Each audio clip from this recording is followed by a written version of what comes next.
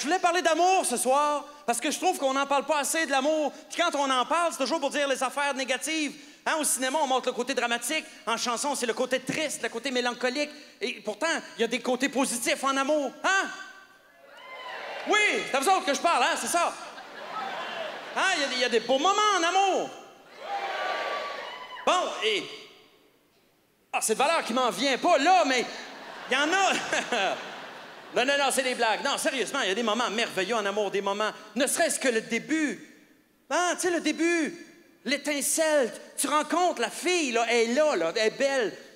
Tu y parles, elle est fine, elle est drôle, elle sent bon. Elle est pas lesbienne, tu sais, en partant. Non, ça a l'air niaiseux, mais moi, je m'informe, si j'ai assez perdre du temps avec ça, là. Non, mais c'est pas j'aime ça, les cheveux courts. Bon. C'est le feeling que tu ressens au début, là. Tu sais, la fille, là, mettons, t'es chez vous et tu penses à elle, tu sais. T'as des papillons dans le ventre quand tu penses à elle. Tu veux pas te masturber en pensant à elle parce que t'as respectes. Tu sais, l'amour. Un autre affaire merveilleuse dans le début, c'est l'échange du numéro de téléphone. Tu sais, c'est un petit carton d'allumettes sur une napkin de restaurant, puis là, t'es chez vous. Ah, ben, écoute, moi, j'ai encore le petit carton avec le numéro de ma blonde d'il y a 15 ans. Écoute, là, t'es chez vous, à côté de ton téléphone. Tu regardes le numéro, tu regardes le téléphone, tu regardes le numéro, tu regardes le téléphone, tu regardes le numéro, puis là, tu te dis, faut pas que j'appelle, faut pas que j'appelle, faut pas que j'appelle, faut pas que j'appelle, parce qu'il faut pas que t'appelles tout de suite. Il faut pas que tu niaises trop longtemps. Parce que rencontrer une fille, c'est comme acheter un char usagé. Faut pas que tu aies l'air trop intéressé, mais si tu niaises trop longtemps, c'est un autre qui va partir avec. Bon, OK, c'est peut-être pas la métaphore la plus poétique qu'on pouvait trouver. Attends un peu, on va se forcer un peu. Je l'ai. Rencontrer une fille, c'est comme cueillir une fleur. Parce que c'est comme acheter un char usagé de la merde, parce que je n'ai pas d'autres métaphores. Bon, en tout cas. Non, mais j'en chie pas des métaphores. Bon. Anyway, tu l'appelles, elle t'appelle. C'est pas de mes affaires. Faites ce que vous voulez. C'est votre vie, bâtard. Mais en tout cas, anyway. Elle t'appelle. Vous appelez. Et là, vous fixez votre premier rendez-vous. Ça, c'est merveilleux. Quel beau moment, le premier rendez-vous. La fébrilité au premier rendez-vous. Hein, tu veux que ça se passe bien. Puis, d'ailleurs, un petit conseil, hein. Premier rendez-vous, tu rencontres la personne, tout le monde va vous le dire de toute façon, pour séduire la personne. C'est important de rester soi-même. Ça, c'est très de la merde, ça. Hein? Non, ben, tout le monde sait ça, là. Je viens pas de l'apprendre à quelqu'un, personne n'est tombé en bas de sa chaise, là. Non, premier rendez-vous, faut pas que tu sois toi-même.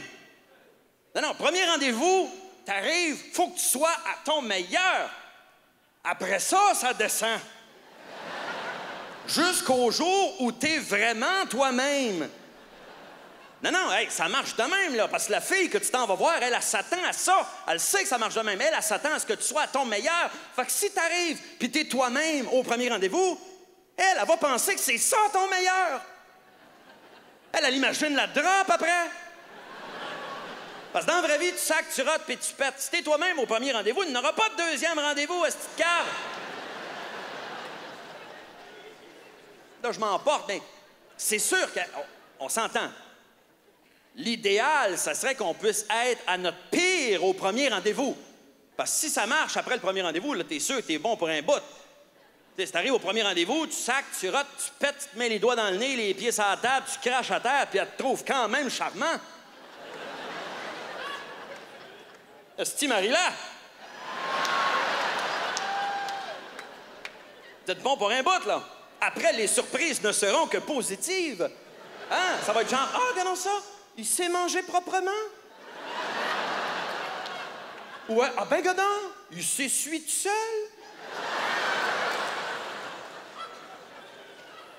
Ça, c'est dans un monde idéal, OK? Mais dans un monde réel, le monde vrai d'aujourd'hui, là, faut que tu sois à ton meilleur. Premier rendez-vous, faut que tu sois propre, intéressant et drôle. Hein? Parce qu'il y a un dicton, hein, qui le dit, « Femme qui rit à moitié dans ton lit. » Hein?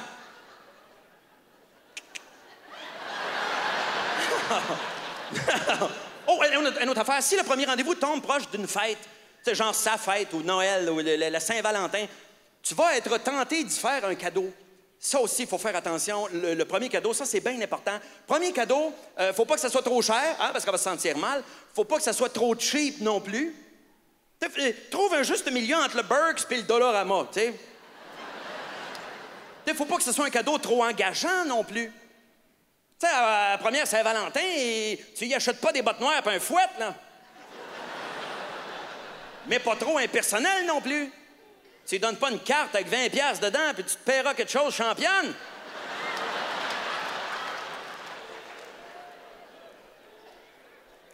Non, non, le gros problème, c'est que les gens sont cyniques par rapport à l'amour. Les gens sont cyniques. J'ai vu un gars à TV l'autre fois, il disait que lui, il dit ça, pour moi, l'amour, moi, je crois que ça dure 3 ans maximum. Hey, wow, bravo. Hey, ça, c'est une belle façon de voir les choses, ça. 3 ans, voyons donc. 1 an, gros max. Non, c'est pas vrai, c'est une blague. Non, c'est pas vrai, au contraire. Écoute, moi, ma blonde, ça fait 15 ans qu'on est ensemble et je l'aime autant qu'avant, sinon plus. C'est important de le dire. Merci. C'est sûr qu'au début, je tripais pas, mais bon, en tout cas, ça pouvait juste monter, tu vas me dire. Non, mais les gens sont cyniques, puis je comprends pourquoi. C'est sûr que la majorité des relations finissent par une rupture, c'est sûr, mais il faut pas capoter non plus. Tout le monde a déjà été laissé, hein? Tout le monde a déjà laissé quelqu'un. On vire pas fou pour ça. Tu sais, moi aussi, à un moment donné, j'ai eu une blonde, tu sais, puis à un moment donné, tu sais comment c'est, on a décidé ensemble, d'un commun accord, qu'elle me crissait là. Et là, je le sais, il y a des gens qui en auraient profité pour écrire des chansons dramatiques, tristes, pathétiques. Eh bien, pas moi. Ce soir, j'ai eu envie de vous interpréter une chanson d'amour. L'amour vrai.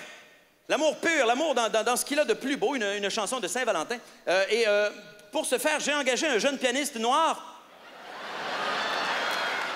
directement du ghetto de Sainte-Rose. Alors, une chanson que je dédie à l'amour de ma vie.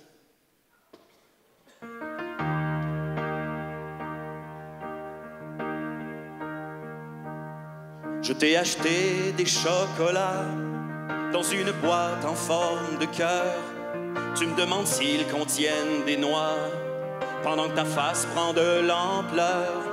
Une fois couché dans l'ambulance, je te dis à quel point je t'aime, même si par inadvertance j'ai pilé sur ton épipène. L'ambulancier écoute ton cœur et je sais bien qu'il bat pour moi.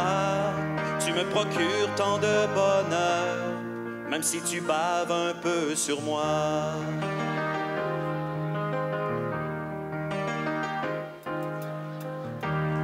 Cette année pour toi, ma Mireille, je t'ai acheté ces quelques fleurs, mais je n'avais pas vu l'abeille. Toi, tu es gonflé de bonheur.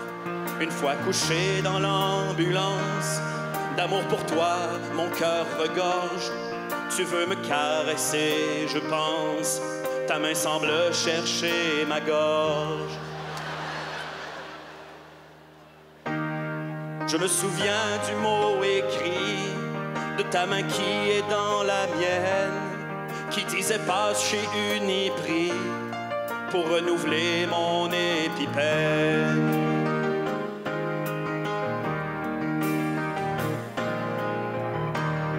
En ce 14 février, je t'ai acheté un présent, mais je ne peux te l'apporter, car j'ai un léger empêchement.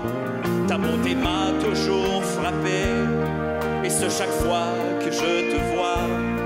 Mais aujourd'hui, ce qui m'a frappé, en plein visage, c'est une Honda. Au volant, une demoiselle n'a pas freiné en me voyant.